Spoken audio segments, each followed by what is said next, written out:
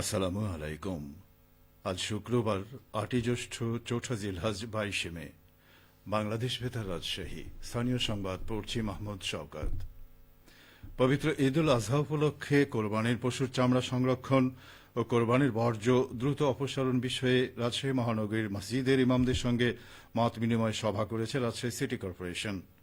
গতকাল নগর ভবনের অ্যানেক্স হলরুমে আয়োজিত সভায় প্রধান অতিথি ছিলেন রাশিক প্রশাসক মোহাম্মদ মাহফুজুর রহমান রিটন।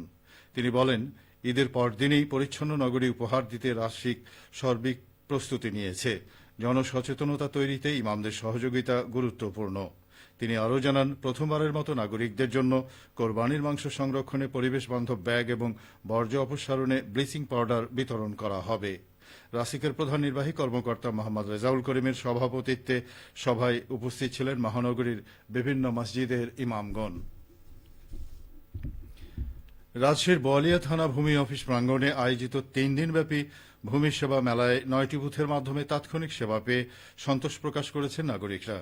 জেলা প্রশাসনের উদ্যোগে আয়োজিত এ মেলায় ১,০০০-এর বেশি মানুষ ভূমি সংক্রান্ত বিভিন্ন সেবা গ্রহণ করেন। মেলায় ই নামজারি আবেদন, অনলাইনে খাজনা পরিশোধ, খতিয়ান ও ডিসিআর সংগ্রহ, মৌজা ম্যাপ প্রাপ্তিসহ বিভিন্ন সেবা প্রদান করা হয়। বিশেষ করে ই নামজারি ও খাজনা পরিশোধ বুথে ছিল সবচেয়ে বেশি ভিড়। অনেকেই তাৎক্ষণিকভাবে আবেদন ও কর পরিশোধ সম্পন্ন করতে সক্ষম হন।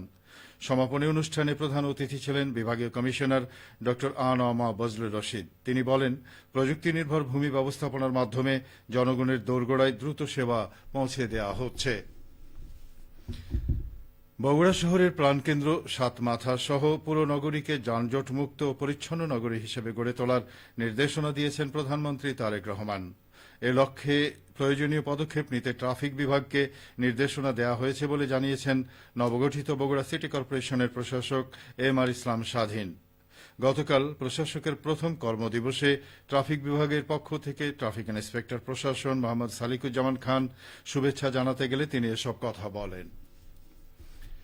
বগুড়ার রাজাপুর সাবগ্রাম ইউনিয়ন ভূমি অফিসের নতুন ভবন নির্মাণ কাজের ভিত্তিপ্রস্তর স্থাপন করা হয়েছে। গতকাল শহরের চেলোপাড়া এলাকায় প্রধান অতিথি হিসেবে ভবন নির্মাণ কাজের উদ্বোধন করেন বগুড়া সদর আসনের সংসদ সদস্য জেলা বিএনপির সভাপতি রেজাউল করিম বাদশাহ। উদ্বোধনী অনুষ্ঠানে তিনি বলেন, ভূমি সেবা নিতে গিয়ে সাধারণ মানুষকে নানা ভোগান্তি ও অভিযোগের মুখোমুখি হতে হয়, যা কোনোভাবেই কাম্য নয়। এ সময় তিনি আরও বলেন, বিগত সরকারের সময় অধিকাংশ সরকারি দপ্তর দুর্নীতির আখড়ায় পরিণত হয়েছিল, বিশেষ করে ভূমি মন্ত্রণালয়। প্রধানমন্ত্রী তারেক রহমানের নেতৃত্বে বর্তমান সরকার স্বচ্ছ জবাবদিহিমূলক সেবা নিশ্চিত করতে কাজ করছে।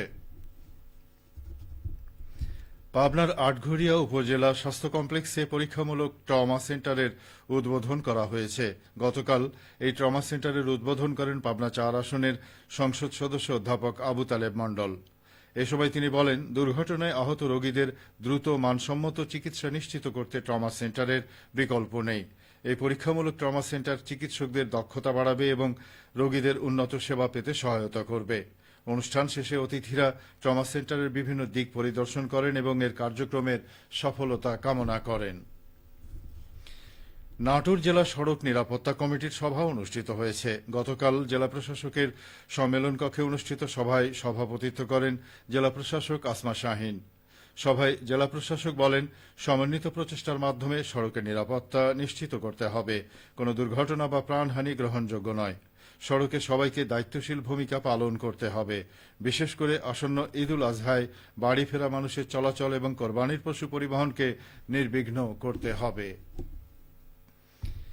নাটোরের নলডাঙ্গায় আধুনিক প্রযুক্তি সম্প্রসারণের মাধ্যমে রাজশাহী বিভাগের কৃষি উন্নয়ন প্রকল্পের আওতায় ২ দিনব্যাপী কৃষক প্রশিক্ষণ শেষ হয়েছে।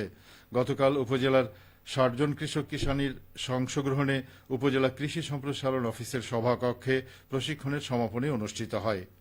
অনুষ্ঠানে প্রধান অতিথি ছিলেন কৃষি সম্প্রসারণ অধিদপ্তর নাটোর জেলা কার্যালয়ের জেলা প্রশিক্ষণ কর্মকর্তা মোহাম্মদ শহীদুল ইসলাম। প্রশিক্ষণে আধুনিক পদ্ধতিতে চাষাবাদ, রোগবালাই দমন, কম খরচে অধিক ফলন, নিরাপদ সবজি উৎপাদন, জৈব সার ব্যবহার এবং ফসলের সঠিক পরিচর্যা বিষয়ে কৃষকদের হাতে কলমে ধারণা দেওয়া হয়।